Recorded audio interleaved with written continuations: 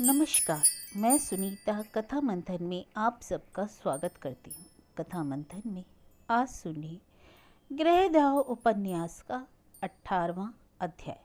लेखक शरद चंद्र चट्टोपाध्याय। इसके पहले के अध्याय आपको हमारी प्लेलिस्ट से मिल जाएंगे। लिंक आपको एंड स्क्रीन और आई बटन पर मिल जाएगा। सुरेश एक सोफे पर आंखें मूंद कर पड़ा था और सामने एक कुर्सी खींचकर राम बाबू उसकी दुखती छाती सेक रहे थे। ऐसे समय द्वार खुलने की आवाज़ हुई। अचला आ रही है और उसने बिना ही किसी आडंबर के कहा, रात काफ़ी हो गई ताऊ जी, आप सोने जाइए। बेटा इसी के तो इंतजार में था, कहकर राम बाबू झट खड़े हो गए और सुरेश को देखकर कहा, इतनी देर तक विडम्बना के सिवा और क्या भोगते रहे हम दोनों। भला यह काम हम दो लोगों से होने का है। अचला की तरफ कुर्सी को जरा बढ़ावा देते हुए बोले, जिसका काम उसी को सुहाता है। लो बैठो, मैं जरा हाथ पांव सब पसारूं। थकावट के भार से एक लंबी जमाई लेकर 2-3 बार चुटकी बजाकर उन्होंने हुक्का उठाया और बाहर जाकर सावधानी से दरवाजे को बंद करते हुए हंसकर बोले, गनीमत है ऊँघते हुए हाथ पांव नहीं जला बेटा। क्यों सुरेश बाबू? सुरेश ने कुछ कहा नहीं, सिर्फ हाथ जोड़कर नमस्कार किया। अचला चुपचाप उनकी छोड़ी हुई कुर्सी पर बैठ गई। सेक देने को कपड़े को तापती हुई बोली, फिर दर्द कैसे हो गया, कहाँ पर लगता है? सुरेश ने ना तो आंखें खोली ना बोला, सिर्फ हाथ से छाती की बाई ओर दिखा दिया। फिर सन्नाटा, ऐसा सन्नाटा लगने लगा कि इस मौन अभिनय के अंतिम अंक तक यह मौन ही चलेगा, लेकिन वैसा हुआ नहीं। सहसा अचला के फलालेन समेत हाथ को सुरेश ने अपनी छाती पर कसकर दबा लिया। अचला के चेहरे पर उद्वेग का कोई चिन्ह नहीं दिखा। वह यही उम्मीद कर रही थी, केवल इतना कहा, छोड़ो छोड़ो, थोड़ा और सेक दूं। सुरेश ने हाथ छोड़ दिया, लेकिन देखते ही देखते उठकर 2 व्याकुल बाहें बढ़ाकर अचला को खींच लिया और अपनी छाती से कसकर दबाते हुए असंख्य चुंबनों से उसे अभिभूत कर दिया। एक क्षण पहले जैसे यह लगा था कि इस आवेग उच्छ्वासहीन नाटक का अंत ऐसी ही निर्जीव नीरवता में भंग होगा, पर एक पल बीतते ना बीतते फिर यह लगने लगा कि इस बौखलाई उन्मत्तता की शायद सीमा नहीं, शेष नहीं, सभी और सब समय ही तो यही उन्मत्तता मानो अजर अमर होकर रहेगी। कभी किसी युग में भी इसका विराम ना होगा, विच्छेद ना होगा। अचला ने बाधा नहीं दी, जोर नहीं लगाया। लगा कि इसके लिए भी वह तैयार ही थी, केवल उसका शांत मुखड़ा एक बार पत्थर की तरह बेदर्द और सख्त हो गया। और सुरेश को तो होश ही नहीं था। शायद सृष्टि के घोरतम अंधेरे से उसकी दोनों आंखें बिल्कुल अंधी हो गई थी, नहीं तो उस मुखड़े को चूमने की शर्म और बेइज्जती उसकी समझ में आ भी सकती थी। समझ नहीं आया, ठीक थकावट से या जब यह पागलपन फिर हो गया, तो उसने अपने को धीरे धीरे उससे छुड़ाकर अचला अपनी जगह पर आ बैठी। कुछ क्षण जब दोनों के चुपचाप कट गए तो एक लंबा निश्वास फेंकते हुए सुरेश बोल उठा, इस तरह से हम लोगों की कब तक कटेगी अचला? कहकर उसने किसी उत्तर का इंतजार नहीं किया और कहने लगा, तुम्हारा कष्ट मैं जानता हूँ, मगर मेरे दुख की भी तो सोच कर देखो, मैं तो गया। अचला ने इस प्रश्न का जवाब न देकर पूछा, तुमने यहाँ मकान खरीदा है? तुम्हारे लिए अचला? बड़े आग्रह से सुरेश बोल उठा। अचला ने इसका भी जवाब न दिया, फिर पूछा, चीज बस्ता गाड़ी घोड़ा सब मंगवा लिया? हाँ, सब तुम्हारे लिए। सुरेश ने उसी तरह से जवाब दिया।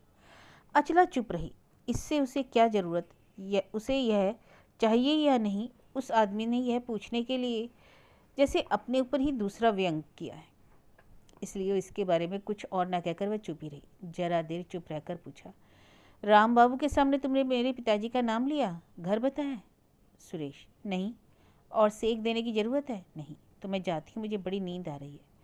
अचला कुर्सी पर से उठ गई। आग की कड़ाई को हटाकर बाहर से दरवाज़ा बंद करने जा रही थी कि सुरेश हड़बड़ में उठ बोला, एक बात बता दीजिए अचला, तुम क्या और कहीं जाना चाहती हो? सच कहो। अचला ने पूछा, और कहाँ? सुरेश, जहाँ भी हो, जहाँ हमें कोई नहीं जानता, कोई नहीं पहचानता, ऐसी किसी जगह, वह देश जितना।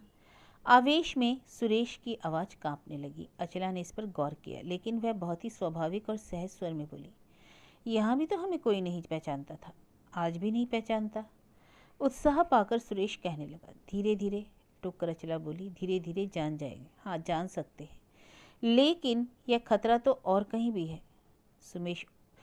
सुरेश उमंग में आकर कहने लगा, तो यही तहरा, यही तुम्हारी राय है? कहो, साफ साफ कहो एक बार।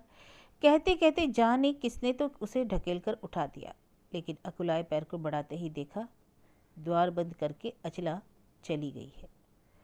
कई दिनों से बदली घिर रही थी, बारिश के आसार थे। सुरेश के नए मकान में कलकत्ते से आए हुए ढेरों सामान जमा थे। उन्हें सहेज लेने का आग्रह किसी में ना था। 2 घोड़े, एक गाड़ी भी आई थी। वह साइस के जिम्मे किसी अस्तबल में पड़ी है, कोई इसकी खोज नहीं लेता। जैसे तैसे दिन बीतते जा रहे थे। ऐसे में एक दिन दोपहर को राम बाबू एक हाथ में हुक्का और दूसरे में एक नीला लिफाफा लिए आ पहुंचे। अचला रेलिंग के पास सोफे पर अधलेटी पड़ी किसी मासिक पत्र का विज्ञापन पढ़ रही थी। ताऊ जी को देखकर उठ बैठी। चिट्ठी बढ़ाते हुए राम बाबू बोले, यह लो अपनी राक्षसी का पत्र।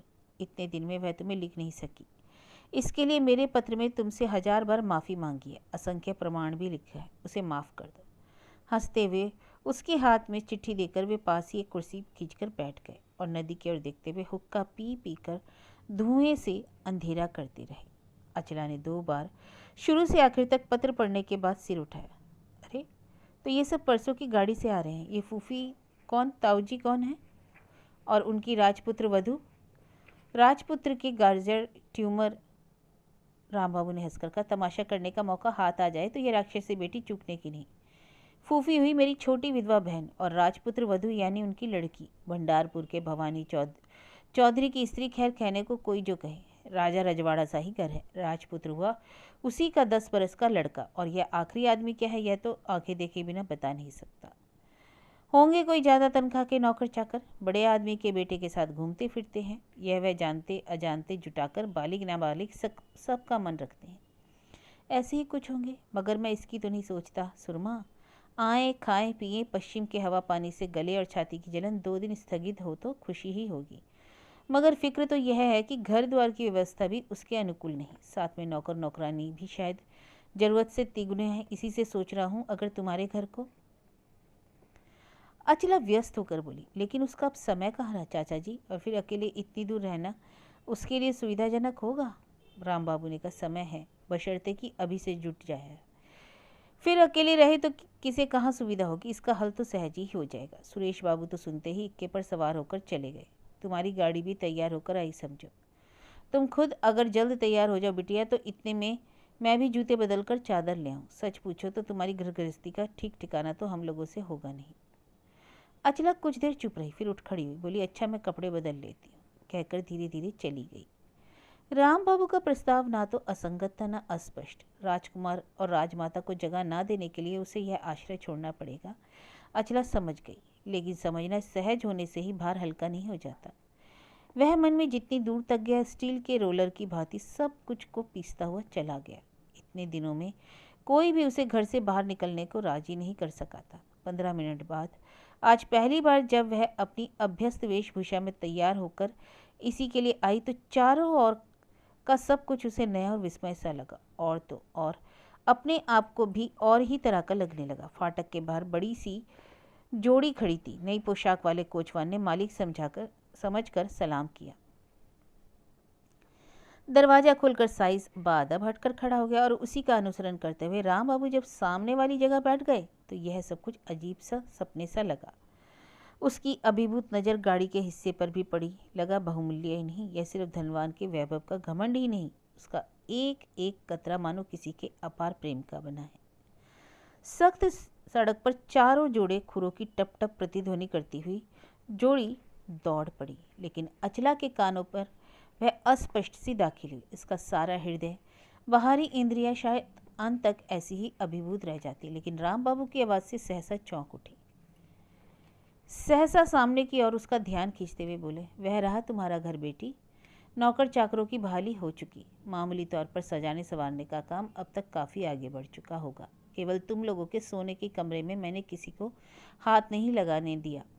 उनके जाते जाते मैंने कह दिया, सुरेश बाबू घर के और जहाँ पर जो चीज़ चाहे कीजिए, कोई परवाह नहीं मुझे, मगर बेटी के कमरे में कुछ कर धर के उसका काम मत बड़ा मत दीजिएगा। लजीली मुस्कान के साथ आशा भरी आंखें उठाते हुए चुप हो गए। वे अचानक ऐसे थम क्यों गए, अचला उसी वक्त समझ गई। इसलिए जब तक गाड़ी नए बंगले पर ना पहुंची तब तक वह अपना फीका उदास चेहरा बाहर की ओर फेर कर बूढ़े की विस्मित आंखों से छिपाई रही।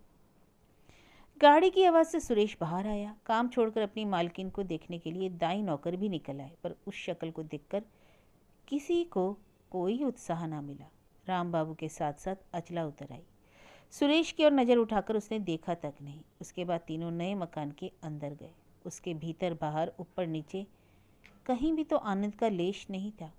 लेकिन इसमें कितनी बड़ी भूल थी, जाहिर होते देर ना लगी। घर सजाने के काम में लगे लोगों को ऐसे महंगे और इतने ज़्यादा सामानों के बीच खड़े होकर इसलिए सभी चिंताओं से ज़्यादा एक चिंता बार बार चोट करने लगी कि जिसके पास रुपया है उसने खर्च किया है।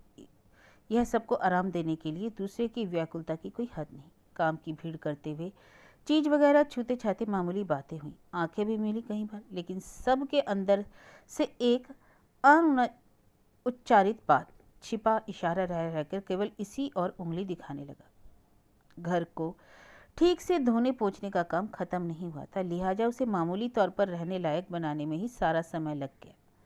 थके मांदे तीनों जने जब लौटने के लिए गाड़ी पर बैठे तो एक पहर रात जा चुकी थी। हवा का एक झोंका आया और सामने का आसमान जरा साफ हो गया। सिर्फ बीचों बीच धुमेले मेघ का एक टुकड़ा एक छोर से आकर नदी पार हो करके दूसरी ओर फैलता जा रहा था। कभी मैली चांदनी की धारा मानो सप्तमी के चांद के चारों तरफ के मैदान और पेड़ पौधों पर झड़ रही थी। आंखें भरकर इस सौंदर्य को देखने के लिए राम बाबू आंखें फाड़कर खिड़की के बाहर देख रहे थे, मगर जो बूढ़े नहीं, प्रकृति के सारे रस, सारी मधुरिमा का उपभोग करने की ही जिनकी उम्र थी, सिर्फ वही दोनों गाड़ी के गद्दी के कोनों में आंखें बंद किए बैठे रहे। एक बहुत पुरानी स्मृति अचला के मन में धुंधली हो गई। बहुत दिनों के बाद आज याद आने लगा, सुरेश के कलकत्ते वाले घर में से ऐसी ही एक शाम को ठीक इसी तरह गाड़ी से वे लौट रहे थे। उस दिन उसके ऐश्वर्य और उपभोग के विपुल साधन उसके मन को महिम से खींचकर बहुत दूर ले गए थे। उस दिन इसी सुरेश के हाथों अपने को सौंपना निरा असंगत या असंभव नहीं लगा था। बहुत दिनों के बाद आज वही बात क्यों याद आई, यह सोचते हुए अपने अंतर की गूढ़ छवि को देखकर उसके सर्वांग को छूती हुई शर्म की आंधी बहने लगी। शर्म, शर्म, यह गाड़ी, वह घर और वह घर की इतनी तैयारी, सब उसकी है, सब उसके पति के दुलार का उपहार है। यही सब ने जाना, और ऐसा भी दिन आएगा जब लोग जानेंगे कि इसमें उसका वास्तविक अधिकार फूटी कौड़ी भर का नहीं था। शुरू से आखिर तक सब झूठ। उस दिन वह शर्म को रखेगी कहाँ, जबकि आज यह बात हरगिज झूठ नहीं, इसका सारा कुछ महज उसी की पूजा के लिए संजोया गया है, और इसका आदि अंत ही स्नेह से, प्रेम से, दुलार से मंडित है। यह जो बग्घी की जोड़ी चारों दिशाओं को कपाती हुई आगे बढ़ रही है, इसके सुकोमल स्पर्श, इसके अंतरंग आबाद गति का आनंद, सब कुछ आज उसी के लिए है। आज सभी नौकर नौकरानियां उसी की ओर आग्रह के साथ देखते हुए प्रतीक्षा कर रहे हैं। देखते ही देखते उसके मन में लोभ, त्याग, लज्जा, गौरव ठीक गंगा जमुना सा अगल बगल बहने लगा, और एक क्षण के लिए वह दो में से एक को भी अस्वीकार न कर सकी। फिर भी घर पहुंचकर राम बाबू जब संध्या कृत्य के लिए चले गए तो थकावट और सिर दुखने की दुहाई देकर वह असमय में ही जल्दी से अपना कमरा बंद करके लेट गई। तो केवल लज्जा और अपमान ही मानो से निकल जाना चाहते थे। पिता की लाज, पति की लाज, सगे संबंधियों की लाज, सबको सम्मिलित लाज नहीं, आंख पर आकाशचुंबी होकर सभी दुखों को दबा दिया। केवल यही ख्याल होने लगा कि यह धोखा जब किसी दिन पकड़ में आ जाएगा तब मुंह छिपाने की जगह नहीं रहेगी। जबकि जिस समाज संस्कार में वह बचपन से पली है, वहाँ भूतल या पेड़ों के नीचे वास कोई भी किसी का आदर्श नहीं रहा। वहाँ हर चाल चलन, आहार विहार, मिलने जुलने में विलासिता के प्रति विराग को नहीं, अनुराग को ही दर्शाता है।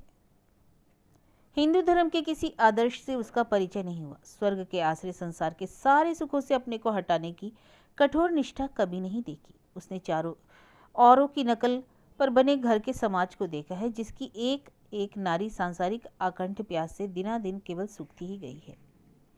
इसलिए इस सुनी सेज पर आंख मूंदकर ऐश्वर्य नाम की चीज को तुच्छ कहकर उड़ा नहीं दे सकी। उसका मन इस बात को स्वीकार ही नहीं कर सका कि उसे यह नहीं चाहिए, जरूरत नहीं है। उसके इतने दिनों की शिक्षा, संस्कार, इनमें से किसी को भी तुच्छ करने के अनुकूल नहीं पड़ता था, जबकि ग्लानि से भी उसका सारा अनंतर काला हो उठा। इसलिए जितनी दौलत, जितने उपकरण, शरीर को आराम से रखने के लिए विविध साधन आज अनमांगे ही उसके पैरों तले आ गए, उसका दुर्निवार मोह उसे अविराम एक हाथ से खींचने और दूसरे से फेंकने लगा।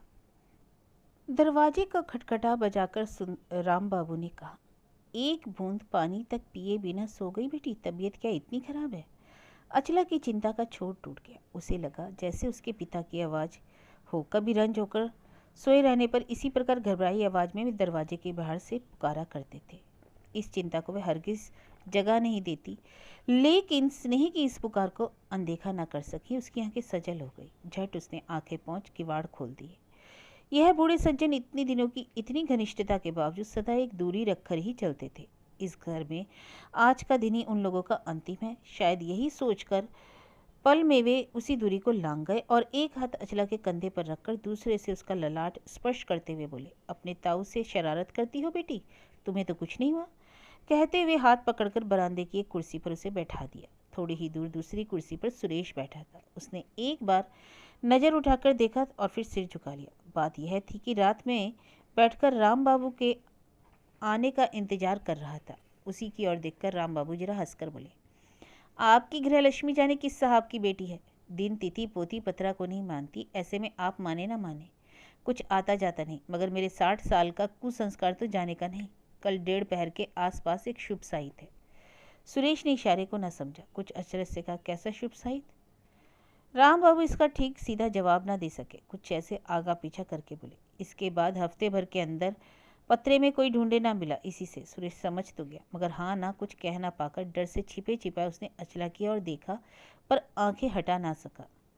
उसने देखा अचला एकटक उसी की ओर देख रही है। अचला ने शांत भाव से कहा, कल सवेरे ही हम उस मकान में जा सकते हैं ना? दंग था सुरेश। इस सीधे प्रश्न का सीधा उत्तर उसके मुंह से हरगिज ना निकल सका। उसने किसी प्रकार से इतना ही जताना चाहा कि वह घर अभी ठीक रहने लायक नहीं हो सका। फर्श शायद गीला है, दीवारें कच्ची हैं। उससे तुम्हारी तबीयत खराब हो सकती है या मेरी, लेकिन आपत्तियों की यह सूची समाप्त ना हो सकी। अचला मानो जरा हंसकर ही बोली, है तो रहे। जिस दुर्दिन में सियार कुत्ते भी अपनी मान से बाहर नहीं निकलना चाहते, वैसे दिन में जब मुझे खींचकर अनजान जगह में पेड़ तले ला बिठा सकते हो, तो फर्श गीला है इस डर से मेरे लिए तुम्हें घबराने की आवश्यकता नहीं। उस दिन जो नहीं मरी वह आज जिंदा ही रहेगी। राम बाबू की ओर मुड़कर वह बोली, आप फिक्र ना करें ताऊ जी, हम कल सवेरे ही जाएंगे। आपका एहसान हम जन्म जन्म तक अदा नहीं कर सकेंगे, हम कल जाएंगे। कहते कहते रोक होकर भाग गई और अपने कमरे का दरवाजा बंद कर लिया। बूढ़े राम बाबू पर मानो गाज गिरी हो, वह वैसे ही बैठे रहे। उनकी आकुल व्याकुल दृष्टि कभी सुरेश के झुके चेहरे पर और कभी बंद दरवाजे पर जाकर वह विफल प्रश्न करने लगी, अरे यह क्या हुआ? कैसे हुआ? संभव कैसे हुआ यह? लेकिन अंतर्यामी के सिवा इस मार्मिक मान का उत्तर कौन देता?